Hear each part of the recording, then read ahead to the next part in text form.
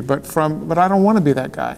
I'm wanting to teach you, even if you can't come to the Hansa Center, what should you be looking for in a doctor? How might you look at what's going wrong with you? And we deal with all kinds of different topics, from endocrine problems to heart problems, and some of the innovations that we've developed at the Hansa Center that are still only offered there that deal with various issues that you have. Mm-hmm. But it isn't just like, hey, lay down and get adjusted. It isn't just, here, take some supplements. It isn't just detox your body. It's this whole world of how do we get that most perfect design that God designed for you to have restored, and from there, health falls away. Is there a way, if knowing what you know, and assuming that if you had an autoimmune disease, for example, and you were living in an apartment, you can't get to Kansas, you're in Miami, mm-hmm. You really don't have a lot of money, what would you do? Is there some one thing or a few things that a person can do to at least improve their health? For example, this morning in one of the sessions, somebody said, well, this person, we were talking about somebody who has loaded with metal in their mouth, and one of the solutions, intermediate solution, was put a mouth guard in. Mm-hmm. At least you're stopping, in the meantime, before you get the toxins removed, at mm-hmm. least that stops the madness. Right. In Jenna's case, she was taking prednisone, and it's like a tourniquet. You can't keep it on forever, but it does solve a problem immediately. Is there some natural means by which somebody can approach some of the major symptoms, at least to tone it down, because they can't afford to do anything else? What would you do? I'm sure there are really good books on this question. And it's such a huge topic. There's so much you can do by yourself. Yes. Excuse me. You could do, first of all, get the gut health good. Okay. You can do coffee enemas, not with roasted coffee. Hazelnut coffee doesn't do you any good. It's just, but like a green, non-roasted, ground up coffee enema. Okay. That helps to get those toxins moving out. You can actually start eating more fermented foods and things like this. These foods generally are not that expensive. They go like, yeah, if you're going to get organic produce, it's going to be more expensive than regular produce. But I'm saying, like, get a bottle of some fermented foods. Mm-hmm. Like? Oh gosh, even sauerkraut, if that's all you had. Okay. But of a good natural source. Yeah. It's going to have an incredible shelf life, like years practically, because it's fermented. It has live bacteria and still has a lot of the enzymes and the nutrients that your body needs. Detox baths. I mean, like, there's all different types of bath therapies, because again, you're talking about to detoxify your body. Wow. So yeah, anybody can do. I mean, you can go buy some sitz bath. I forget what the ingredient. Yeah, like Epsom salt. Epsom salts, right? Yeah. Is that baking effective? soda? Yes, absolutely. So, and in my book baking soda. How cheap is baking soda? And in my book on Lyme disease, I actually break down what are the different things in Epsom salts actually doing for your body in a bath. I give you a strengthening, nutritive bath that you can just do in the tub to bring because a lot of the time people don't realize they detox and detox and detox and detox and kill, and it's a strain on the body.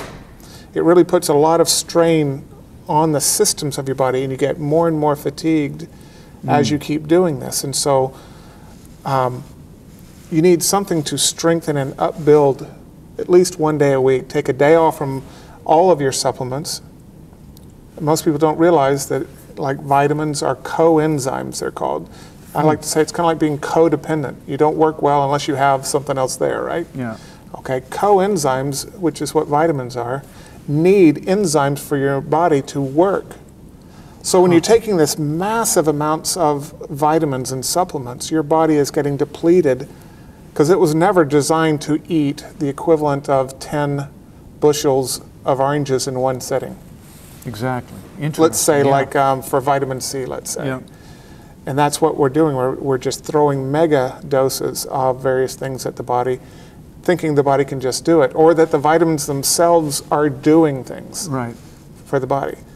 So taking one day off a week allows your body to actually have that ability to recharge the enzymes, get them all good again. Because we've all experienced that, where it's like you take some, I don't know, maybe a multi-level marketing shake, and you take it and you go, woohoo, I feel great. But what your upline doesn't tell you very often is they're having to take more and more scoops of it trying to get that same initial burst, because they're taking it religiously daily, which is what they were taught. And they're taking more and more and more of it trying to get that same oomph. Right. Whereas if they would just take that one day of rest The druggies call that chasing the dragon. Oh, okay, yeah, it's kind of a natural chasing of the dragon. Exactly. How about diet? What would you recommend? That's something everybody can do. If, again, what would you do to alleviate your problems until such time as you can even save enough money to go to the clinic? And what would you do then? How about diet? Well, there's a lot of good books. And again, I haven't found one that I definitely say, everyone do this. Okay, so it is going to be somewhat experimental for you to figure out which one works best for you. I do like the Swiss diet, the Dr. Rao's. The Swiss Secret. The Swiss Secret, thank you. I like that one. For a lot of people, I think they do well on a low histamine diet. Is there a Most book people on? are, yes, there's, I don't remember the author, but you can get online and look at some of those. Okay. Paleo diet seems to be okay for what it is. That's huge today. You know, but we've been able to heal so many people of illnesses nobody else could do with very minimal dietary restrictions. The dietary restrictions that I really am worried about is just the stuff you shouldn't be eating to start with. Okay, great.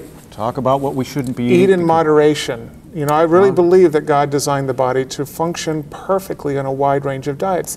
God had to know that the Eskimos were not going to have as much available, and some of the other societies that you hear one opinion is like, oh, no meat whatsoever. They eat protein like crazy. Yeah, monstrous amounts. I know, yes. And we're designed to function very well in a wide range of diets. Now, is food safe now to eat? That's like, no. You're going to have to understand. Good book I love is Sally Fallon's Nourishing Traditions book. Yep.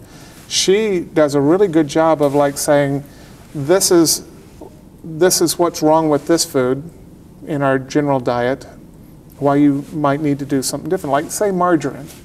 It's only missing like 1 or 2 ingredients from being axle grease that you'd use on a tractor tire or something, it's just, it's not good for your heart. It's not good for your body. It's not natural to be inside the body. And now we're coming full circle and saying, if you're going to have something like that, just use regular butter. And Sally Fallon does a really good job of that in giving you the recipes and giving you the knowledge that you need to make better food choices. Great. Fermented foods, all you want, practically, of fermented foods. How about sugar? Absolute poison. Minimize, but again in moderation. Obviously, we've lived however many millennia having sugar. But if you're going to have sugar, I recommend that you have stevia, which is a different type of process. Doesn't spike your blood sugar, doesn't create some of the problems that white sugar does. Turbinado sugar, which is a naturally non-processed white sugar. I mean, white sugar became famous. They knew it was an inferior product back, I think it was in the 1800s at the World's Fair it was presented. But if you think about it, it was the first time that poor people could also have something pure white. No one had pure white linens except the wealthy.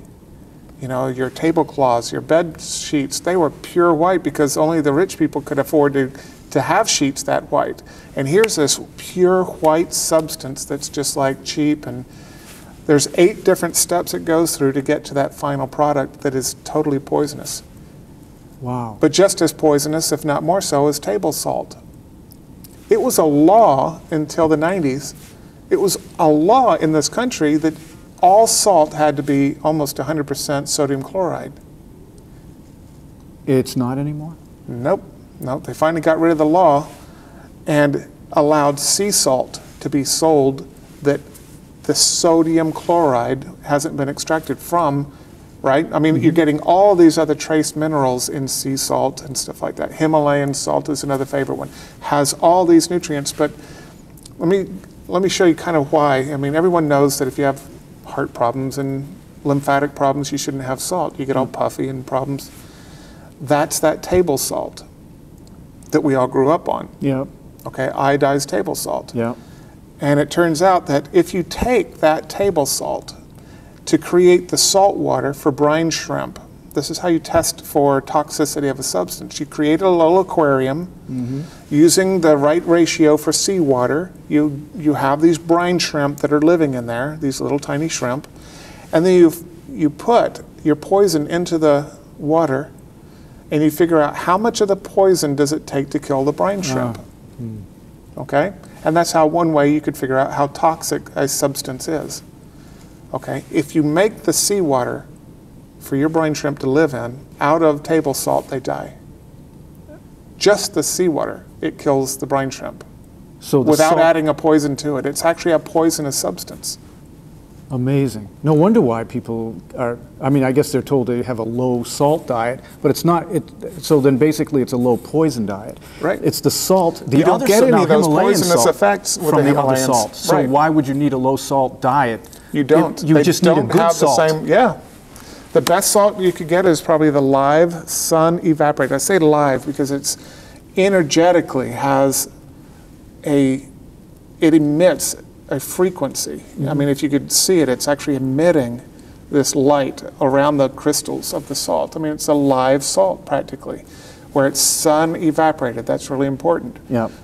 It's not going to pour like Morton salt, you know, because it's kind of damp and it kind of looks gray. But you can have all the salt you want of that, which is really great for somebody like me who loves this salt, and I don't have any of the problems from it. Wow.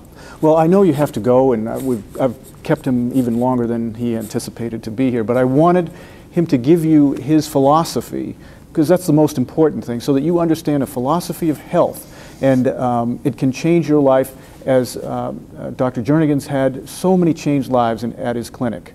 So thank you, Dr. Jernigan. Well, thank you for having me. I appreciate it. Thank you.